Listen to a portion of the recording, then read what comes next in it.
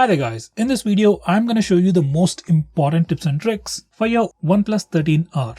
By the way, I'll also be making a dedicated video for the best feature section where I'll show you all the features available on this phone. So definitely check out that video as well, link will be in the description. Now before we get started, please hit the like button or dislike button and comment if possible, it encourages us a lot.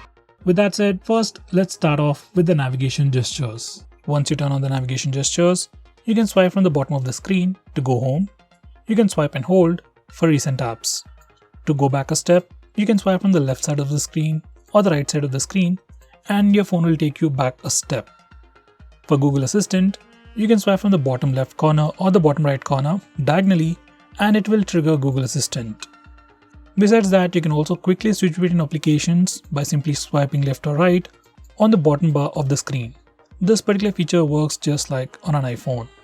Next, we also have a quick shortcut to instantly switch between the current application and the previous application. If you enable this particular toggle, you can just swipe and hold from either of the sides to quickly switch to the previous application. Next, we have Flux themes. Now, these are new themes which are completely different from the older themes. Well, at least they look completely different. They look much more like an iPhone. Here's a quick preview. If you like them, do give it a try. Next, we have a pretty cool shortcut to start or open split screen mode. This feature is enabled by default. Just make sure this particular toggle is enabled, and if it is enabled, you can just swipe up using 3 fingers to open the current application in a split screen mode. Some of the applications will not support this feature. With that said, most of the applications, especially third-party applications, do support split screen mode. Next, we have an interesting feature called flexible windows. Now this feature allows you to open applications in a pop-up window. You can open this flexible window directly from the recent apps page. Once you're in the recent apps page, just press and hold on the application and move it to the top. You'll get a semicircular animation at the top, and once you see that, you can release the app and that application will open in a floating window. Now you can move around this app just by holding the bar at the top. Now you can use this floating window just like a regular application. Now we can also resize this floating window by just dragging the bottom left corner or the bottom right corner. If you resize it to become much smaller, it will enter the mini mode.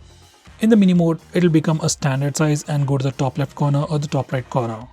Now in this mode, you can just do a single click to open that application in a floating window, or else do a double click to open that application in a full size window.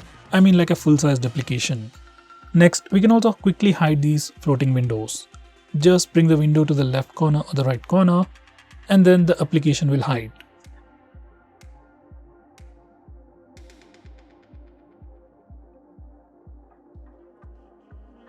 Next, we can also change fonts on this phone.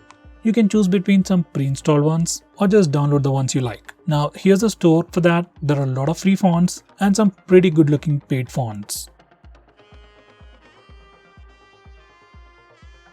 Next, I'm going to show you how you can hide files. Now on this phone, there's a feature called Privacy Safe, which allows you to hide files. Any file like documents, video files, music files, you can literally hide any files.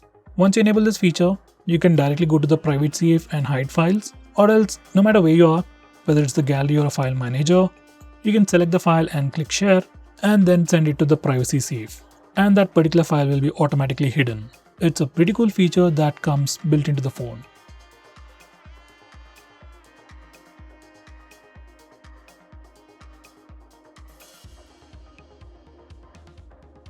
Next, we can also hide applications on your phone. Let's say you want to hide some net banking related applications or authenticator applications, then you can do that on this phone.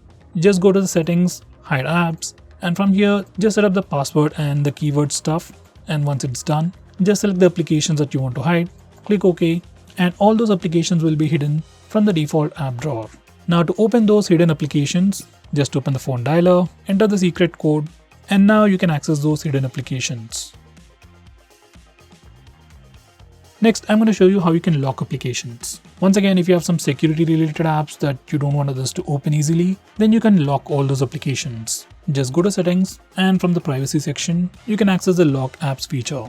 From here, you can lock all the applications that you want. By the way, we can also use face unlock and fingerprint unlock to unlock those locked applications, just for a bit more convenience. If you're going to lock up some important apps like net banking applications or something related to stocks and stuff, then I would recommend you not to use the fingerprint and face unlock features. better enter the password yourself.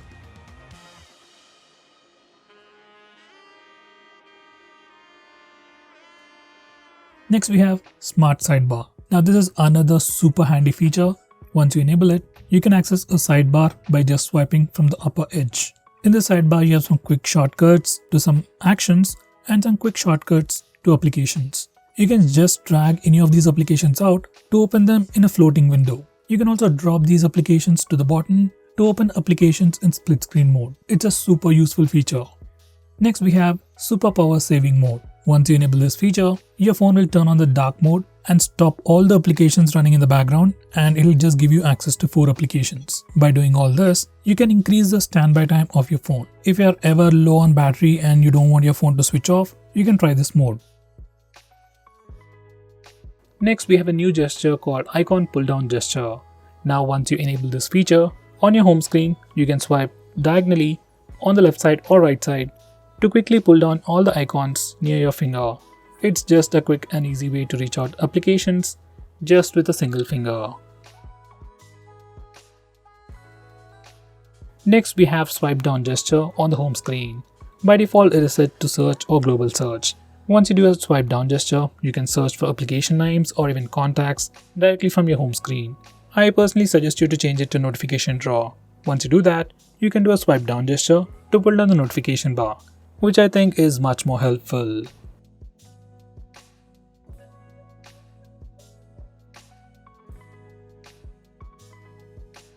Next, we can also change the display refresh rate of this phone. This phone has a display with 120Hz refresh rate. By default, it is set to auto switch. It can save some battery, but sometimes can give you an inconsistent experience. So I'll suggest you to stick with the highest refresh rate. It affects the battery a little, but gives you a much more consistent experience. Next we have dark mode. You can enable it from the notification toggles or directly from the display settings. And once you enable the dark mode, all the system UI elements change to dark mode. Even some of the stock applications like phone dialer, messaging application also change to dark mode, and even some Google applications like Play Store or YouTube switch to the dark mode automatically. Dark mode helps your phone look much more cooler, helps you save some battery, and puts less strain on your eyes at night. Next, I'm going to show you different ways to take a screenshot on this phone. So first we have the normal way where we can use the buttons.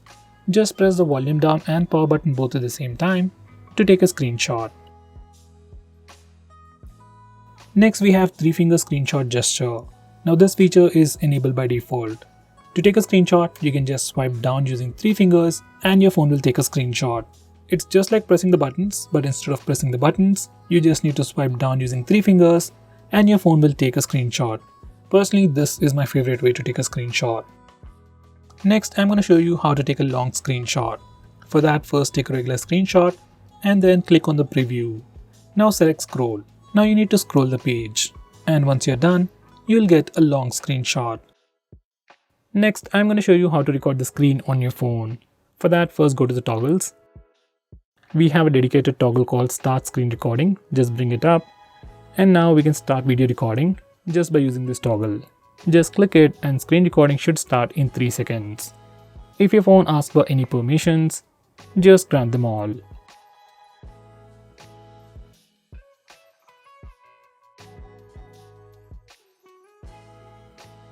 Next, I'm going to show you how to disable lock screen magazine, or you might even call it dynamic wallpaper on the lock screen.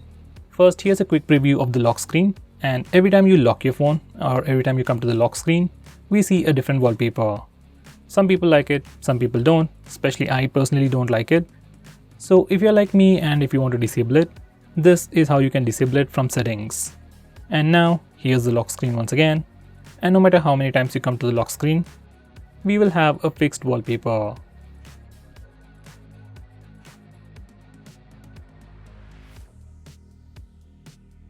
Next, I'm going to show you some camera gestures. First, we have touch. Once you enable this feature, we can take a picture by just touching the preview screen. It works for both the rear camera and even for selfies.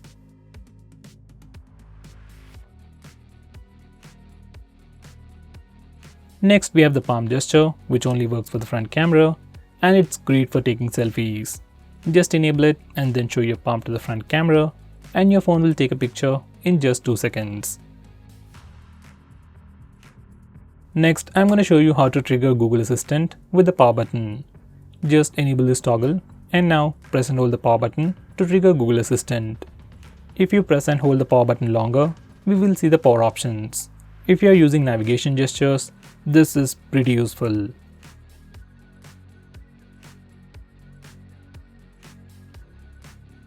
Next, we have some important screen off gestures. We have things like double tap to wake,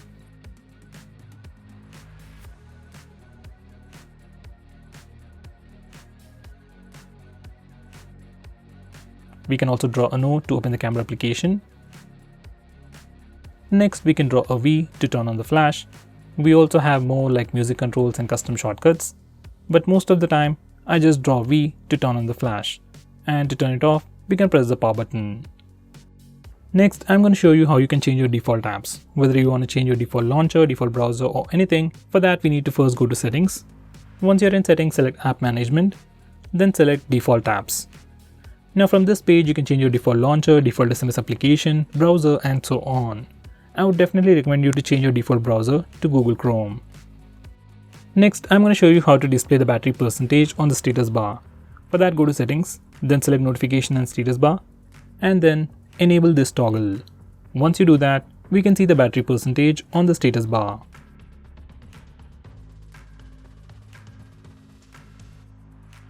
In the same way, if you want to see the network usage on the status bar, enable this toggle.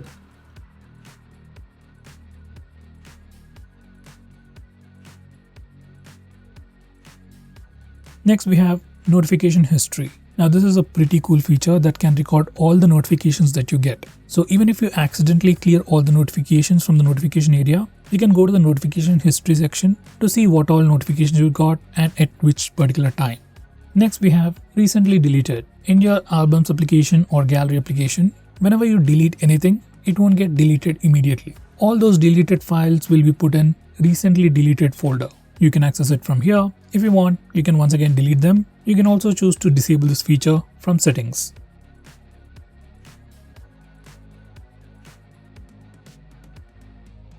Next, we have app battery management. Now if you want to completely take control of your phone, stop applications from auto launching or stop applications from running in the background to save data or to save battery, you can do all that from here.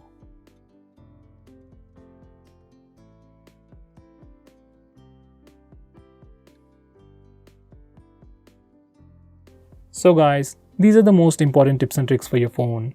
If I missed out on anything important, do let me know by commenting below this video, and definitely check out my video on best features. Link will be in the description. Now with that said, if you're planning to buy this phone, please use the link in the description. It always helps the channel. If you want us to make any specific video, tweet out to us with the hashtag #greedytech on Twitter and we will try to make it as soon as possible. I'm Nikhil from greedytech signing off. Have a nice day.